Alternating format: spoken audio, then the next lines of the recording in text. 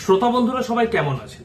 আমি আজকে চলে এসেছি নতুন একটা টপিক নিয়ে। আর আজকের টপিক হলো কলকাতা হাইকোর্টের সম্প্রতিকালে আলোড়ন সৃষ্টিকারী রায় 100 দিনের কাজের উপর। হ্যাঁ, একদম ঠিক ধরেছেন, 100 দিনের কাজ আবার শুরু হতে চলেছে পশ্চিমবাংলায়। আর এই 100 দিনের কাজ নিয়েই আজকের ভিডিও। আমি আপনাদের নিজেদের উকিল অ্যাডভোকেট ইমতিয়াজ কবির। তাহলে চলুন ভিডিওটা শুরু করা যাক। মাসের পর মাস ধরে মানুষের পেটে ভরপেটা খাবার নেই, মানুষের পকেটে পয়সা নেই, মানুষের কাছে কাজ নেই। তবুও তাদের মনে একটাই প্রশ্ন। এই প্রশ্ন পাড়ার দালান থেকে শুরু করে গ্রামের চায়ের দোকানে 100 দিনের কাজ কবে শুরু হবে। তার কারণ এই প্রশ্ন আজকে আর রাজনৈতিক কোনো প্রশ্ন নয়। আজকের এই প্রশ্ন হয়েছে সাধারণ গ্রাম বাংলার খেটে খাওয়া মানুষের বাঁচার মরার লড়াইয়ের প্রশ্ন, রুজি রুটির প্রশ্ন। আর এই প্রশ্নের উত্তর কোথা থেকে এলো? এই প্রশ্নের উত্তর এলো কলকাতা হাইকোর্ট থেকে। বাংলার লক্ষ লক্ষ দরিদ্র পরিবার বহু বছর ধরে নির্ভর করে আছে এই 100 দিনের কাজের উপর। এটা একটা সরকারি প্রকল্প। এই প্রকল্প অনুযায়ী কেন্দ্র সরকার এবং রাজ্য সরকার গ্রাম বাংলার যারা দরিদ্র মানুষ তাদেরকে বছরে অন্তত 100 দিন, কমপক্ষে 100 দিন তাদেরকে কাজের ব্যবস্থা করে দেবে। এই কাজ শুধু মাটি কাটা তা নয়, এই 100 দিনের কাজ হলো একটা সম্মান, একটা বেঁচে থাকার আশ্বাস। কিন্তু 2021 সালের পর থেকে হঠাৎ করেই এই প্রকল্পে টাকা পাঠানো বন্ধ করে দেয় কেন্দ্র সরকার। কেন্দ্র সরকারের অভিযোগ ছিল রাজ্য সরকার, পশ্চিমবঙ্গের রাজ্য সরকার এই প্রকল্পে দুর্নীতি করেছে। বহু ফেক জব কার্ড তৈরি হয়েছে, কাজ না করে তুলে নেওয়া হয়েছে টাকা। আর এই দুর্নীতি ব্লক থেকে পঞ্চায়েত স্তর অব্দি পৌঁছে গেছে। আর সেই কারণে কেন্দ্র প্রায় 8,000 কোটি টাকার বেশি টাকা আটকিয়ে দেয় রাজ্য সরকারের এই 100 দিনের প্রকল্প খাতে। তার ফল কি হলো? ফল হলো এই প্রকল্পটি বন্ধ হয়ে আছে 2021 সালের পর থেকে আমাদের পশ্চিমবঙ্গে। দুর্নীতির প্রশ্নে উত্তর দিয়েছে রাজ্য সরকার। রাজ্য সরকার কি বলল? যে হ্যাঁ, তারা মেনে নিয়েছে কোথাও হয়তো কিছু অনিয়ম, কিছু দুর্নীতি হয়েছে, কিন্তু সেই দুর্নীতির জন্য সাধারণ মানুষের অধিকার তো কেড়ে নেওয়া যায় না, সাধারণ মানুষকে তো কর্মহীন করে দেওয়া যায় না। এবং এই দাবি নিয়ে মাননীয় সাংসদ অভিষেক বন্দ্যোপাধ্যায় উনি দিল্লির রাজপথে গিয়ে আন্দোলন করেছেন, সই সংগ্রহ হয়েছে, বিভিন্ন ধরনের কাজ হয়েছে রাজনৈতিক প্রেক্ষাপটে। কিন্তু তবুও দিনের পর দিন, বছরের পর বছর বন্ধ থেকেছে 100 দিনের কাজ। আর কষ্ট করা পেয়েছে, নিপীড়িত করা হয়েছে, নিপীড়িত হয়েছে লাখো লাখো বাংলার সাধারণ জনগণ, যাদের দিন যাওয়া, দিন খাওয়া, আশা এগুলো নির্ভর করে এই 100 দিনের কাজের উপর। যখন 100 দিনের কাজ শুরুর সব রকম পরিশ্রম, সব রকম প্রচেষ্টা বিফল হয়ে গেছে, সেই সময় কিছু শ্রমিক সংগঠন, কিছু স্বেচ্ছাসেবী সংস্থা দ্বারস্থ হন কলকাতা হাইকোর্টে, দায়ের করেন জনস্বার্থ মামলা।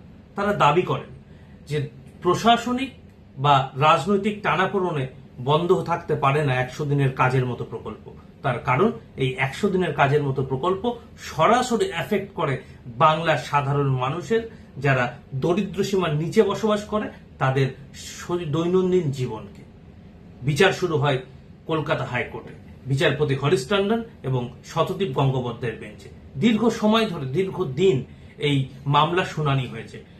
এ পক্ষ, পক্ষ, দুপক্ষের বিভিন্ন ধরনের মন্তব্য, বিভিন্ন ধরনের দলিল, দস্তাবেজ, এগুলো শোনার পর সম্প্রতিকালে তাদের জাজমেন্ট দিয়েছে বিচারপতি হরিশ টন্ডন, প্রধান বিচারপতি কলকাতা হাইকোর্ট এবং শতদীপ গঙ্গোপাধ্যায়ের ডিভিশন বেঞ্চ। রায় দেওয়ার সময় বিচারপতি হরিশ টন্ডন এবং শতদীপ গঙ্গোপাধ্যায় কি বলেন?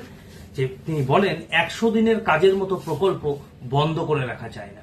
তার কারণ এই প্রকল্প মানুষের মৌলিক অধিকার সংক্রান্ত প্রকল্প, এই প্রকল্প মানুষের জীবিকা সংক্রান্ত প্রকল্প, তাই এই ধরনের প্রকল্প বন্ধ রাখা যায় না।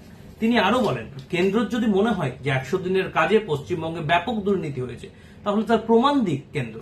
তদন্ত চলতেই পারে, তদন্ত চলুক, কিন্তু এই অজুহাতে 100 দিনের কাজ টাকা বকেয়া রাখা যাবে না। তার সাথে সাথে তিনি আরো হাইকোর্ট তার অবজারভেশনে বলেন যে 100 দিনের কাজ বন্ধ রাখার মতো কোনো যৌক্তিকতা হাইকোর্ট খুঁজে পাচ্ছে না।